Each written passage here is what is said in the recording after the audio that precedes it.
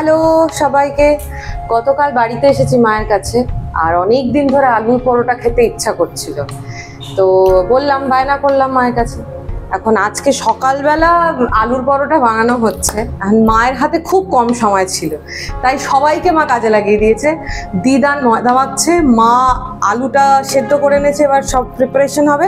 আর আমাকে দিয়েছে ভাজা মশলা গুঁড়ো করার জন্য। আমি এখন ভাজা মশলা গুঁড়ো করছি। ভালো খেতে গেলে কিছু তো খাটতে হয়, সেটা করতে হচ্ছে।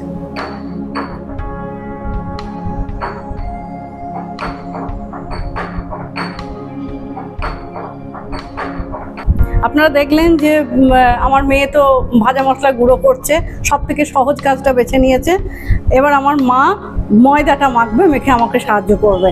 আমি এখানে 500 গ্রাম ময়দা নিয়ে নিয়েছি, এই 10-12টা মতন হয়ে যাবে। মাকে দিয়েছি ময়দা মাখতে, মা খুব ভালো ময়দাটা মাখে, লুচি পরোটার ময়দা মা দারুণ মাখে। একটু নুন দিয়ে নিল, এবার একটু তেল দিয়ে নেবে, সাদা তেল। হ্যাঁ, এই সাদা তেলে ময়ান দিয়ে মা এখন এটাকে ভালো করে মেখে রাখবে। ততক্ষণ আমি ঝটপট আলুটার ব্যবস্থা করে নিই, কারণ আলুর পরোটার মেন উপকরণই হচ্ছে আলু। আমি এখানে 4টে মিডিয়াম সাইজ আলু সেদ্ধ করে নিয়েছি। আলুটাকে খুব ভালো করে মেখে নেব। আর একটা কথা, আলু মাখার আগে কিন্তু হাতটাকে খুব ভালো করে ধুয়ে নেবেন, নিয়ে আলুটা মাখবেন। এই আলুর মধ্যে আলু সেদ্ধটার মধ্যে আমি দিয়ে দেব একটু নুন, পরিমাণ মতো নুন দেব, কারণ নুন আমি ময়দাতেও দিয়েছি মাখতে। এরপর আগে থেকে কুচিয়ে রাখা ধনে পাতা আর পুদিনা পাতা আমি একসাথে কুচিয়ে রেখেছি, এই কুচোনোটা আমি আলুর মধ্যে দিয়ে দিলাম। এরপর যেটা দেব সেটা হচ্ছে ভাজা মশলা। এই যে ভাজা মশলার গুঁড়ো এখানে করে রাখা আছে, এই ভাজা মশলার গুঁড়োটা আমি এর মধ্যে দিয়ে দিলাম।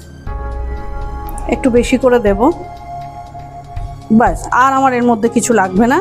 এইবার আমি এটাকে খুব ভালো করে মেখে নেব, খুবই ভালো করে, যেন কোনো শক্ত দলা না থাকে। কারণ শক্ত দলা থাকলে যখন আপনি বেলতে যাবেন তখন ময়দাটা ফেটে যেতে পারে, তাতে তেলের মধ্যে সব আলুগুলো বেরোবে, একটা বিচ্ছিরি রকম কাণ্ড তৈরি হবে। এই জন্য আলু সেদ্ধটাকে খুব ভালো করে পেস্ট করে নিতে হবে। এবার আমি গ্যাসটা জ্বালিয়ে নেব। নেওয়ার পর কড়াই দিয়ে কড়াইয়ের মধ্যে একটু সাদা তেল দিয়ে নেব,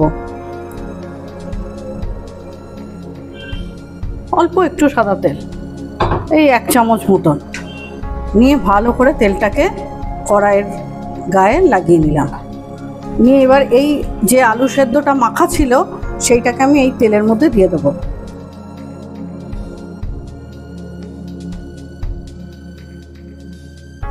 এটা আস্তে আস্তে লো ফ্লেমে করব, বেশি বাড়ানোর দরকার নেই। অনেকে আছেন শুধু এই আলু সেদ্ধটা দিয়েই করেন, আমি একটু নেড়ে নিচ্ছি তেলে।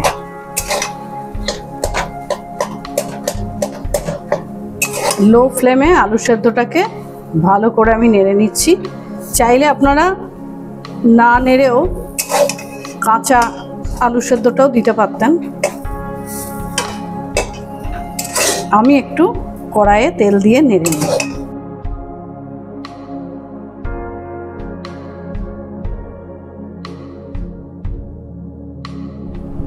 মায়ের ময়দা প্রায় মাখা শেষ। এবার মা এই ময়দাটাকে লেচি কেটে নেবে। ঠিক 12 থেকে 13টা লেচি করবে মা।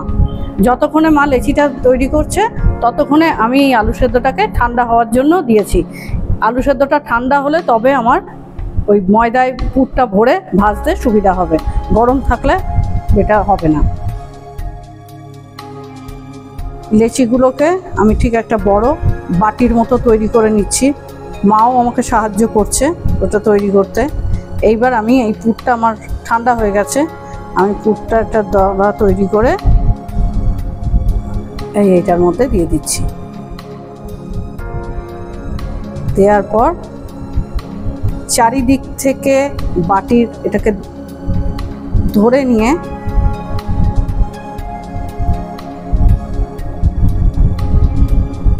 এইভাবে আমি আটকে দেব।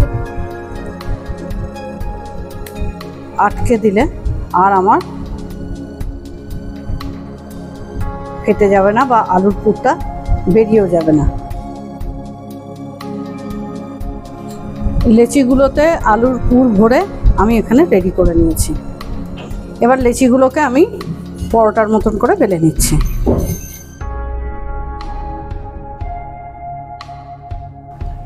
সুন্দর বেলা হয়ে গেছে, কোথাও একটু ফেটে টেটে যায়নি। এবার আমি এটা তাওয়াতে দিয়ে দিচ্ছি।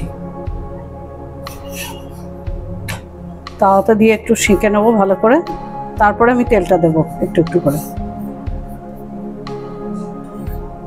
এবার চামচে করে তেল নিয়ে অল্প করে করে দুদিকে লাগিয়ে দিতে। বেশি তেল দেওয়ার দরকার নেই, কারণ এখন তো সবাই কম তেল খেতেই পছন্দ করে। এই পিঠটা হয়ে গেছে, এবার আমি উল্টে দিলাম। এবার এই পিঠে একটু তেল দিয়ে দিচ্ছি।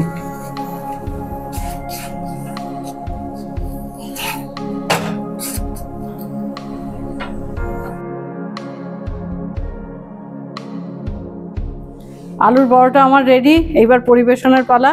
আমার মেয়ে দইটা ইতিমধ্যে রেডি করে ফেলেছে, কখন খাবে বলে। মিমি দইটা নিয়ে আয়। মিমি টক দই নিয়ে চলে এসছে। এটা একটু ভাজা মশলার গুঁড়ো, নুন আর নুন বা বিট নুন এই দিয়ে মিমি ফেটিয়ে নিয়েছে।